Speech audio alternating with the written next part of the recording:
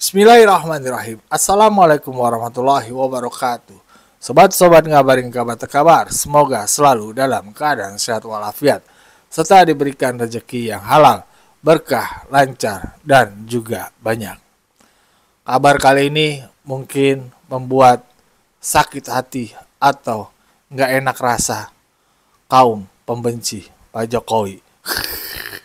Ya, kenapa begitu? Gue bilang karena rumah Presiden ke-7 Republik Indonesia, Pak Jokowi, menjadi destinasi wisata baru di kota Solo. Banyak masyarakat dari berbagai daerah mengunjungi rumah Pak Jokowi. Walau hanya sekedar foto di depan rumahnya atau kebetulan dapat dapat kesempatan berfoto bareng dengan Pak Jokowi atau berjabat tangan dan mendapatkan souvenir seperti baju atau makanan kecil. Ya, tentu saja kita itu pasti ngelihat lah video-video yang beredar bagaimana rumah Pak Jokowi digeruduk orang-orang yang cinta, suka, hormat sama Pak Jokowi. Ya, ini menghantam narasi-narasi negatif, bahkan fitnah yang sangat keji, terutama dari kaum-kaum pembenci ya. Yang pertama, ketika Pak Hasto ditetapkan jadi tersangka, sampai memberikan narasi yang luar biasa, ditambah lagi Koni yang membual lah, kalau gue bilang membual karena dia belum berani membuktikan ya video-video tentang skandal-skandal korupsi yang terjadi di Republik Indonesia ini yang katanya sih ada sangkut pautnya sama keluarga Pak Jokowi.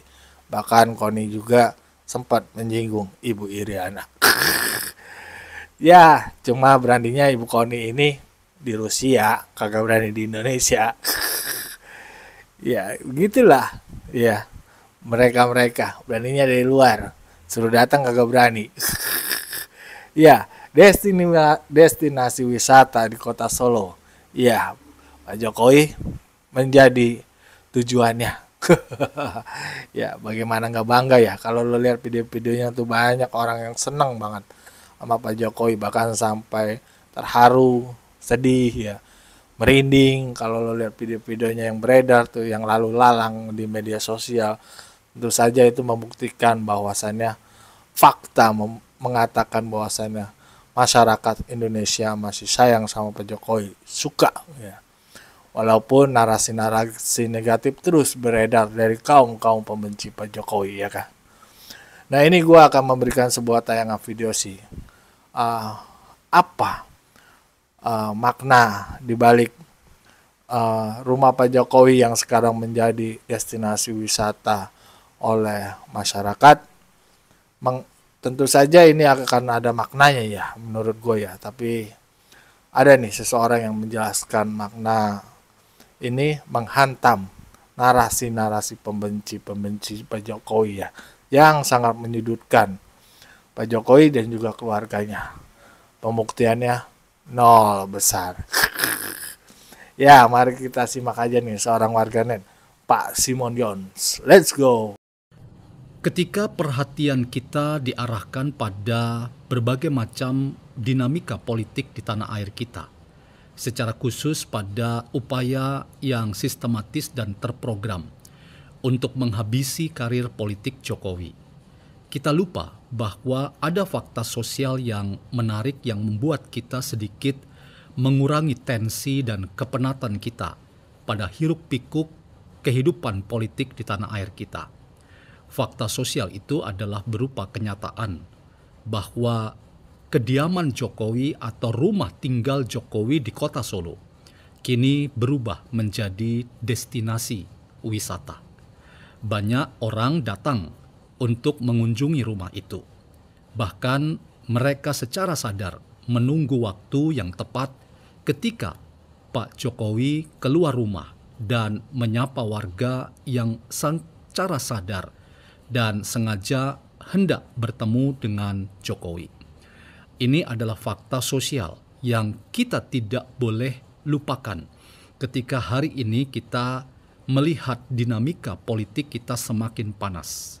Berbagai macam konspirasi politik mulai sejak penetapan Hasto Kristianto sebagai tersangka oleh KPK hingga rilis sebuah data informasi yang juga lagi-lagi kontroversial yang dikeluarkan oleh OCCRP, sebuah LSM atau NGO yang berkedudukan di Belanda yang menjadi kumpulan dari para jurnalis investigatif untuk menilai sepak terjang para pemimpin-pemimpin dunia telah menempatkan Jokowi sebagai salah satu tokoh terkorup di dunia di urutan nomor 3. Saya ingin mengajukan sebuah tesis bahwa tensi dan tingkat ketegangan berpolitik kita di tanah air kita harusnya membuat kita sedikit rileks dengan mengamati fakta sosial dan bahkan fakta budaya bahwa rumah tinggal Jokowi sekarang menjadi destinasi wisata di kota Solo. Teman-teman, pemberitaan di media sosial kita hari-hari ini cukup membuat urat-urat dalam politik dan demokrasi serta hukum di tanah air kita menjadi kaku dan penuh dengan perspektif kecurigaan antara satu dengan yang lain. Kita menjadi orang yang selalu memasang sikap kewaspadaan, bahkan kewaspadaan tingkat tinggi untuk selalu curiga pada pergerakan dan dinamika dari politik di tanah air kita. Apa yang akan terjadi dalam pekan-pekan ke depan, kita selalu ingin memprediksi.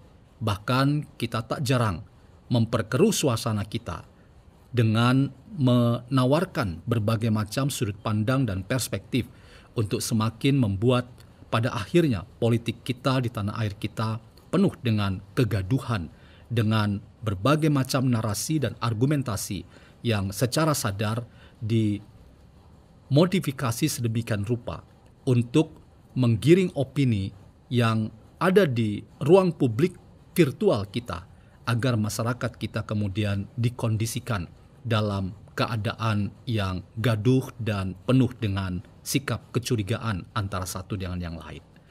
Salah satu dari narasi-narasi yang berkembang di tanah air kita adalah ketika berbagai macam upaya diarahkan lagi-lagi politik yang di dalamnya ada narasi ideologis itu diarahkan pada sosok aktor politik yang bernama Joko Widodo.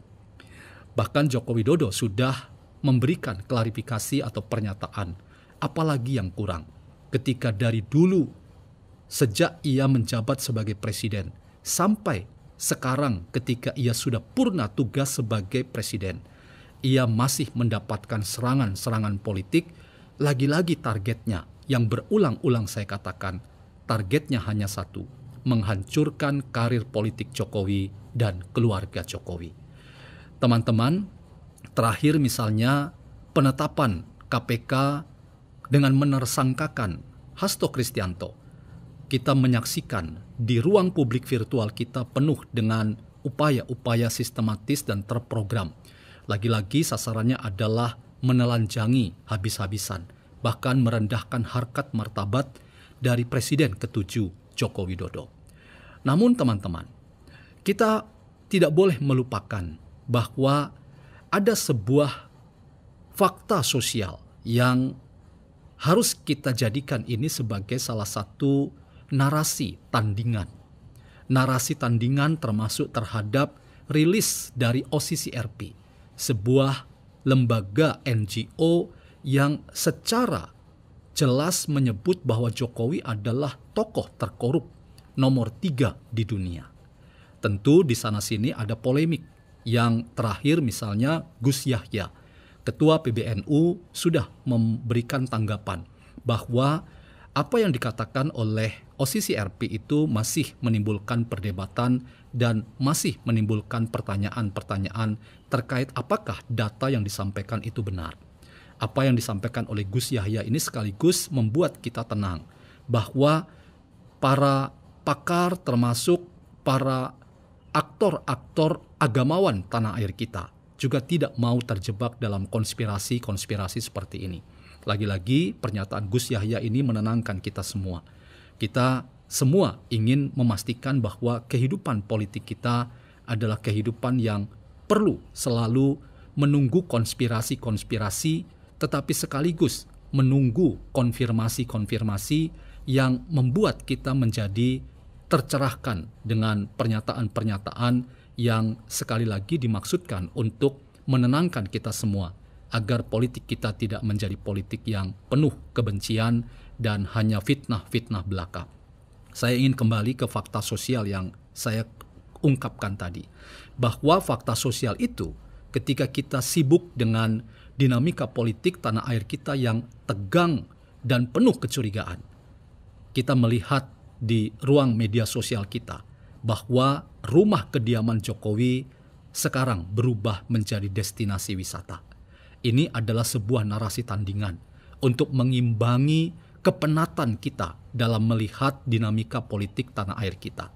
Kita sedikit perlu rileks bahwa ternyata orang yang diposisikan sebagai sumber masalah dalam kehidupan hukum, politik, dan demokrasi di tanah air kita, yaitu Joko Widodo, ternyata di mata publik luas itu tetap menjadi tokoh yang menginspirasi banyak orang.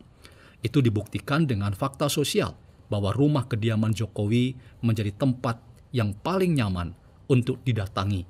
Dan bahkan di kota Solo, konon katanya rumah kediaman Jokowi itu telah menyedot perhatian banyak orang dan menjadi destinasi wisata yang baru di kota Solo.